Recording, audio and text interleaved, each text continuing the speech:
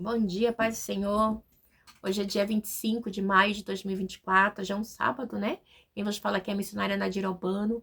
Vamos começar mais um momento, João 3,30, que ele cresça que eu diminua. Como de costume, vamos estar orando e logo em seguida vamos estar passando para a palavra do Senhor, amém? Meu Deus e meu Pai, em nome de Jesus, nessa hora, Senhor, eu entro na tua presença santa, pedindo perdão pelas minhas falhas, pelos meus pecados que são inúmeros, Pai. Eu apresento o lar, a família, o ministério, o chamado, tudo que o Senhor tem confiado à minha pessoa.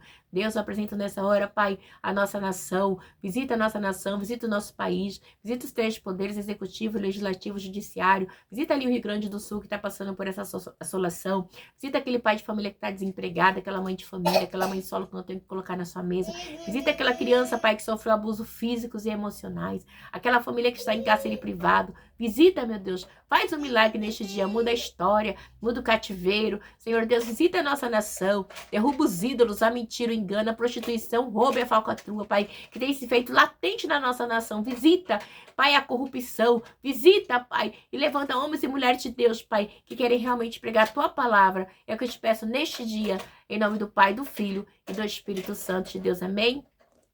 A gente está numa maratona em 1ª e 2ª Tessalonicenses. Começamos ontem 1ª Tessalonicenses. Hoje a gente vai para o 2º capítulo. Vamos estar lendo, logo em seguida orando e ministrando aquilo que o Senhor tem para mim e para você. Amém?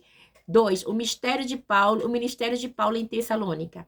Irmão, vocês mesmos sabem que a visita que lhes fizemos não foi inútil.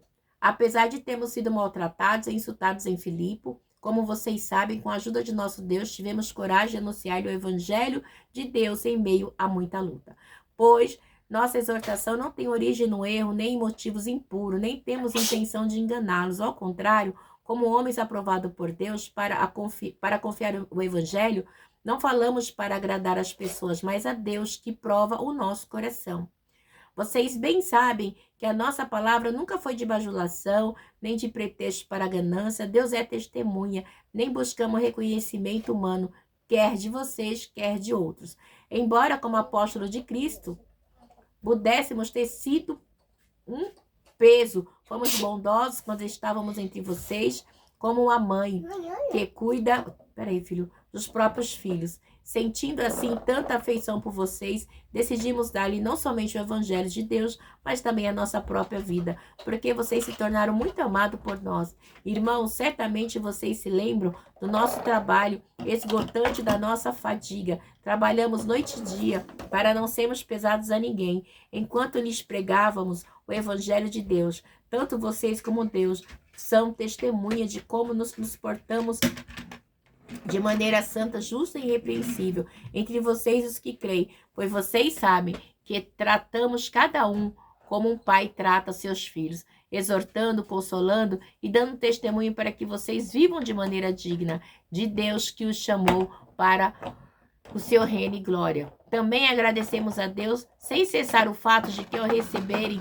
de nossa parte a palavra de Deus, vocês aceitaram, não como palavra de homem, mas conforme ela verdadeiramente é, como palavra de Deus que atua com eficácia em vocês, os que creem. Porque, irmãos, tornaram-se imitadores da igreja de Deus em Cristo Jesus, que está na Judeia. Vocês sofreram da parte dos seus próprios conterrâneos as mesmas coisas que aquelas igrejas sofreram da parte dos judeus, que mataram o Senhor Jesus e os profetas, e também nos perseguiam. Eles desagradam a Deus e são hostis a todos, esforçando-se para nos impedir que falemos aos gentios e estes sejam salvos. Dessa forma, continuam acumulando seus pecados sobre eles, finalmente, a ira. Meu Deus, meu Pai, em nome de Jesus, essa foi a palavra que o Senhor colocou no meu coração. Nessa hora eu te peço que eu diminua, que o Senhor cresça e que eu não fale aquilo que eu quero, mas aquilo que o Senhor tem para falar aos nossos corações. Amém. Hoje é um sábado, tá friozinho aqui em São Paulo, né? Eu já falei no começo que eu sou missionária na Girobana e nós todos os dias trazemos uma palavra aqui no momento, João 3,30, que ele cresça, que eu diminua, amém? A semana que vem vai fazer 6 meses que a gente tá com esse canal aqui. É um canal só de palavras, só palavra, mais nada, tá bom? Então, a gente vê aqui que 1 Tessalonicenses 2, né, o título é o ministério de Paulo em Tessalônica, né? Então, o ministério de Paulo, ele vem assim, tipo, como se fosse um manualzinho, né? É um manual onde suas mensagens são mensagens boas que falam de Deus, que falam do evangelho, não é movida pela impureza. Obrigada. O objetivo não é para agradar as pessoas, mas não é pela ganância também, né? Não é pelo reconhecimento alheio, mas é para agradar a Deus, né?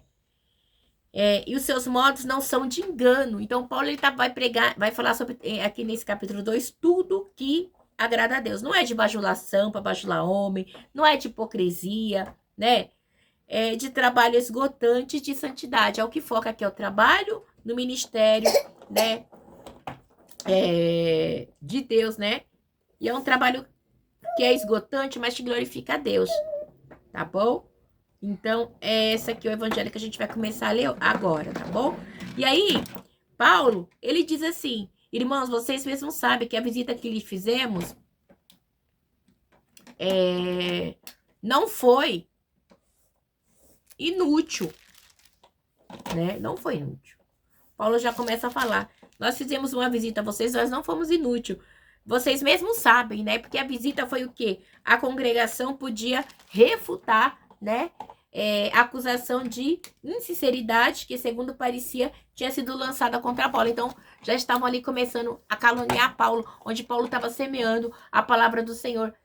E na minha vida e na sua, que semeia a verdade, não é diferente. Que a gente mantenha uma postura cristã não é diferente. Sempre vai ter pessoas para semear contenda, inveja, falsidade, mentira, contra mim, contra a tua vida, né? Lembra quando Jacó abriu um poço, eles iam e entulhavam? Muitas vezes na minha vida é assim a sua. Quando a gente trabalha pro Senhor, a gente tenta manter uma vida íntegra com Deus, a gente é perseguido, a gente é caluniado. As pessoas falam que a gente já sofre tanto nome que olha que eu não vou nem contar aqui. Aí no 2 ele diz assim: apesar de termos sido maltratados, Paulo fala, apesar de termos sido maltratados, insultados em Filipe, como vocês sabem, com a ajuda do nosso Deus, tivemos coragem de anunciar o evangelho de Deus em meio à luta. Pois nossa exortação não tem origem no erro, nem em motivos impuros, nem temos a intenção de agradá-los. Ao contrário, como homens aprovados por Deus para confiar o evangelho, não falamos para agradar as pessoas, mas a Deus que prova o nosso coração, né?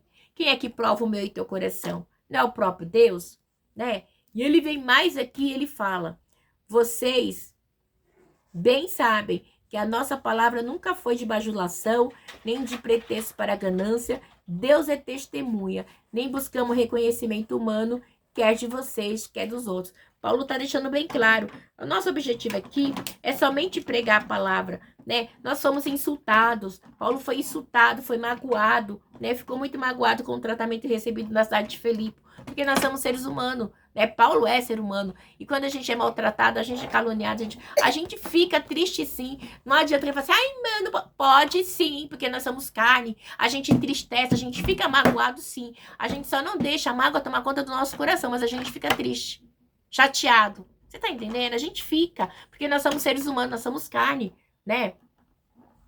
Então, você imagina que Jesus, sendo homem, quando ele foi dito ali: não, você expulsa Satanás, você acha que Jesus não ficou triste? Ficou. Claro que ficou, porque ele era homem, sabe? Mas ele sabia que ele estava Satanás incitando por trás, e muitas vezes nós sabemos também, mas a nossa carne, ela sente, ela sofre conosco, né? E a gente vê que Paulo, ele fala que ainda assim, né? O nosso coração, no 3, enganá-los, ele quer dizer: eu não enganei vocês, né? Eu não enganei vocês, não tive astúcia com vocês, né? Não quis obter proveito, né? Porque Deus, ele conhece o meu coração, né? Paulo diz: nosso coração, não simplesmente nossas emoções, mas também o nosso intelecto, a nossa vontade está ligada a Deus. Eu como psicóloga, né? Eu sou psicóloga, e a gente vê que as emoções e o intelecto e a nossa vontade estão todos linkados, né? E muitas vezes a pessoa, ela acha que não, você não pode ficar triste, você não pode ficar isso, aquilo. Claro que podemos, nós temos todos os direitos porque nós somos carne. Mas aí Paulo, ele vem e diz assim: ao contrário, como homens aprovados por Deus para nos confiar o evangelho, não falamos para agradar pessoas, mas a Deus quer que prova o nosso coração. Então, assim, eu vou estar sempre pregando a palavra. Quer fulano não goste, quer fulano não queira. Mas é o quê? O meu chamado é pregar a palavra. Né? Muitas pessoas não gostam de ouvir a palavra, porque a palavra confronta, mas ela confronta e liberta e leva para o céu, né? E ele diz assim, vocês bem sabem que a nossa palavra nunca foi de bajulação, nem de pretexto para ganância. Deus é testemunha, nem buscamos reconhecimento humano, quer de vocês, quer de outro. Olha, a mamãe tá fazendo a live, peraí. Então, quando eu prego, eu não cobro, eu faço a palavra do Senhor, eu faço a obra de Deus com amor, né? Não cobro. A palavra do Senhor diz que o obreiro é digno do seu salário. E eu creio, né? E tem lugar que fala assim, quando meu esposo trabalhava, eu não pedia gasolina, mas agora meu esposo está desempregado. Eu peço a gasolina, irmão, o senhor tem como dar gasolina? Pelo menos a gasolina, ou então manda 99 buscar e trazer. Simples assim. A palavra vai ser pregada, mas tem dia que eu não tenho. Não tenho 10 reais. Tem dia que eu não tenho 5 reais. Mas Deus, ele conhece o meu e o seu coração, né?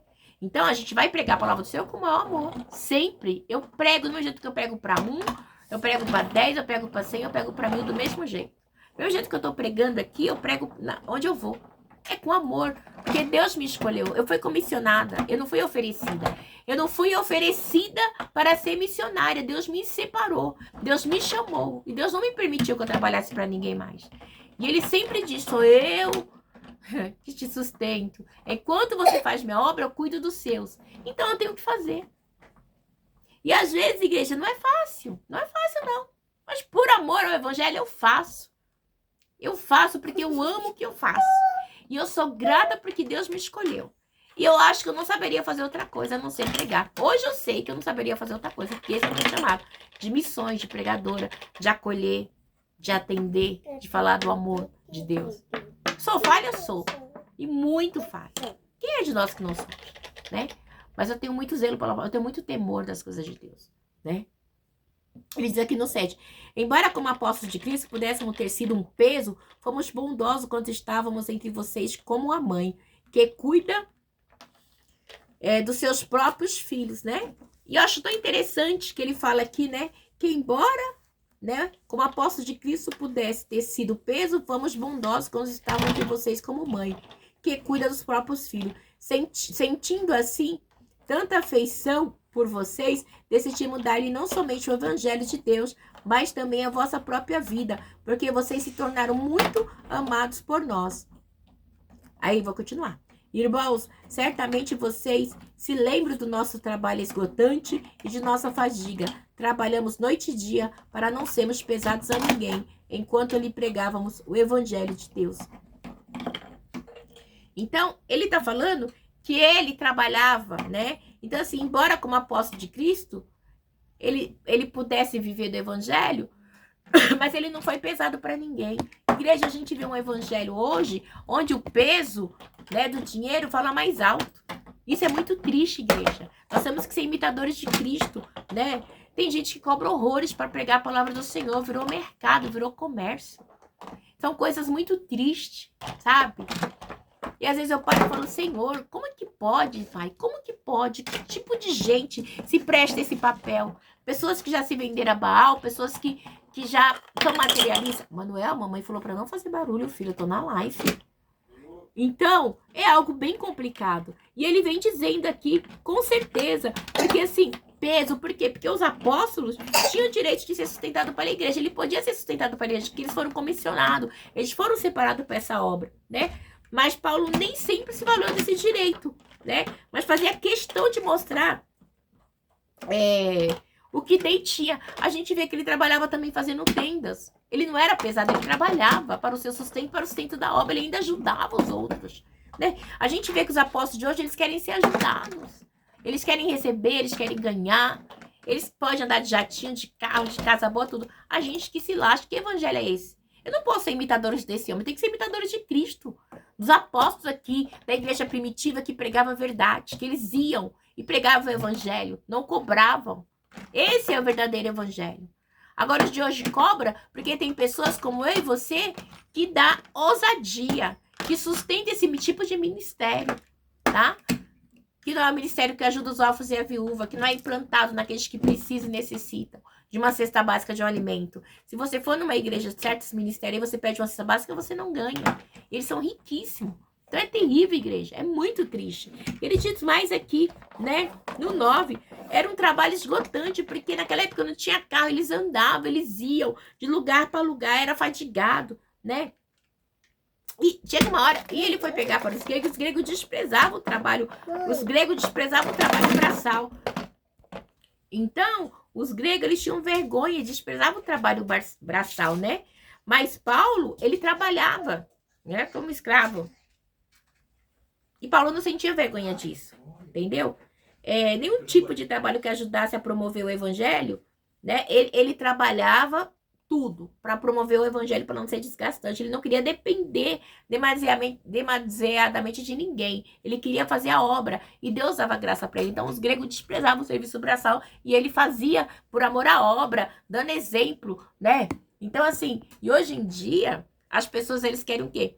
Se já ficou famoso, pregou num canto, não quer. Gente, eu falo com Deus, Senhor, se já acontecer comigo, me mata, porque eu acho isso desprezível. Desprezível, igreja, de verdade. Olha, eu faço trabalho social como psicóloga, eu não cobro nem um centavo, graças a Deus. Mas se a pessoa puder ofertar na minha vida, eu falo, ó, eu não trabalho, eu vivo da obra. Se você puder ofertar, amém. Se não, tá bom. E eu atendo jovens, né, que precisam, que necessitam. A maioria deles são adolescentes. 90%, né, é adolescentes. Só tem uma senhora que eu atendo, são poucas, né? E o filho dessa senhora também atendo. Então, assim, eu atendo com amor, com carinho, a gente vê, sabe, o desenvolvimento, o fruto, né? Então, assim, esses dias mesmo eu recebi um feedback positivo de um que usava droga, não estava usando mais, você entende?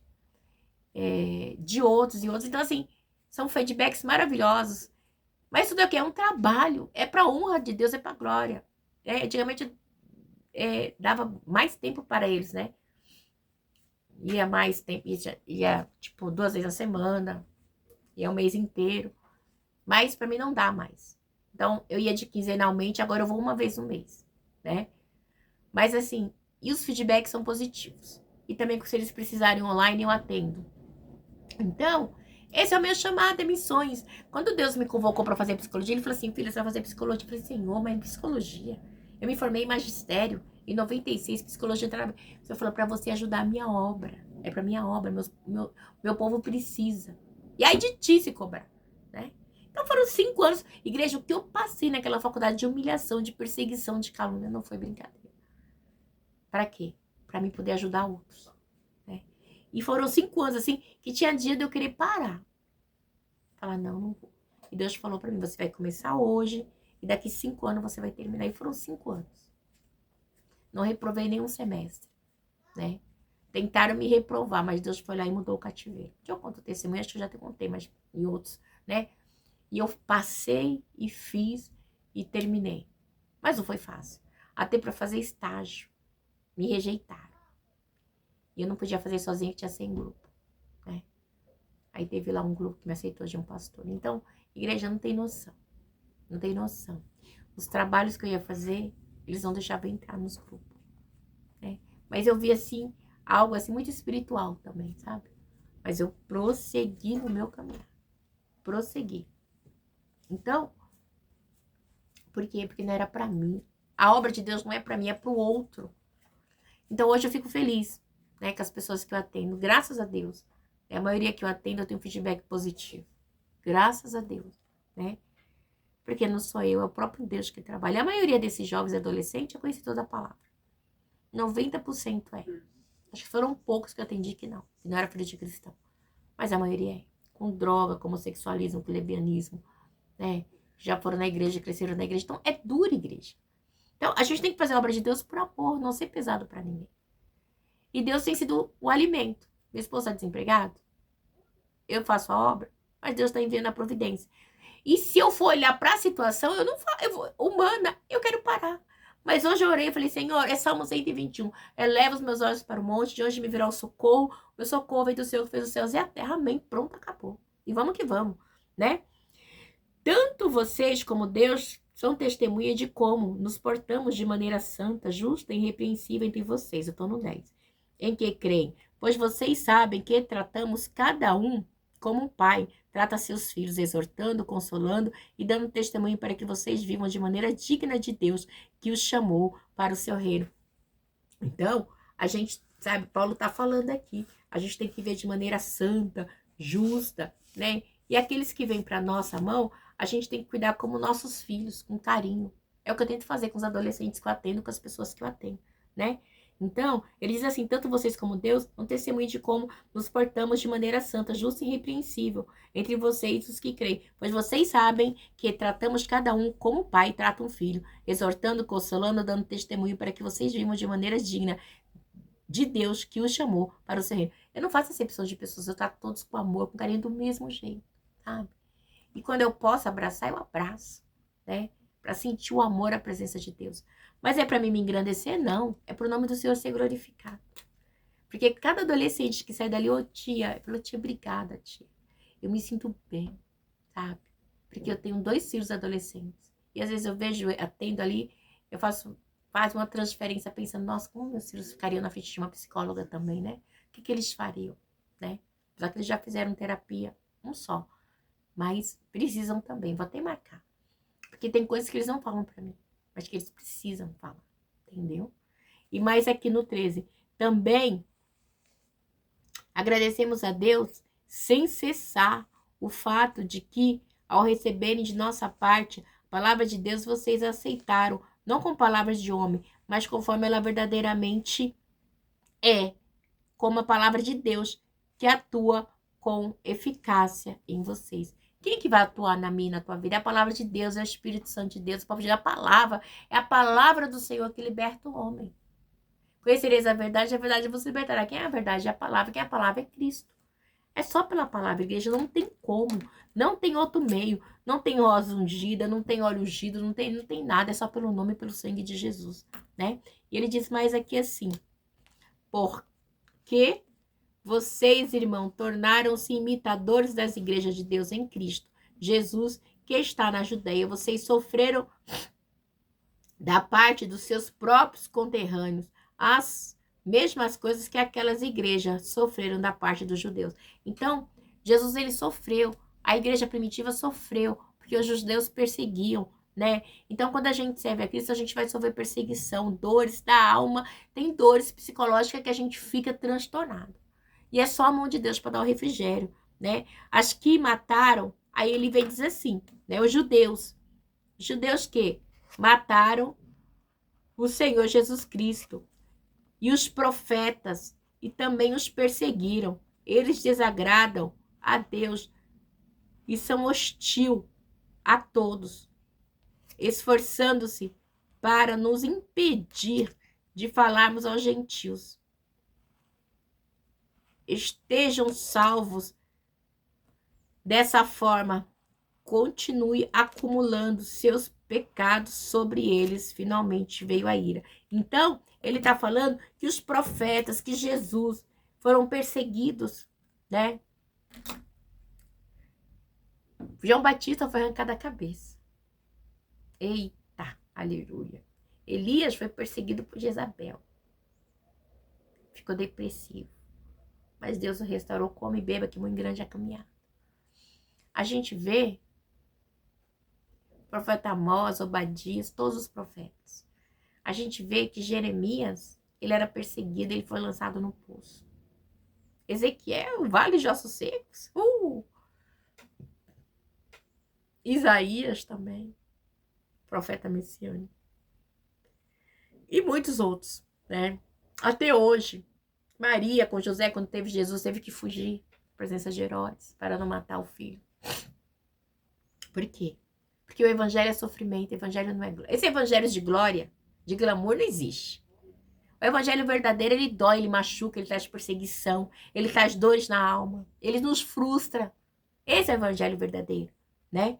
Então, mas só que ele diz assim, no 16, esforçando-se para nos impedir que falamos aos gentios, e esses sejam salvos. Dessa forma, continue acumulando seus pecados. Sobre eles, finalmente, vê a ira. Então, ele vai querer, o Satanás vai querer nos parar, usando pessoas. Mas nós temos que proclamar o evangelho de Deus. O evangelho do Senhor, ele tem que ser proclamado.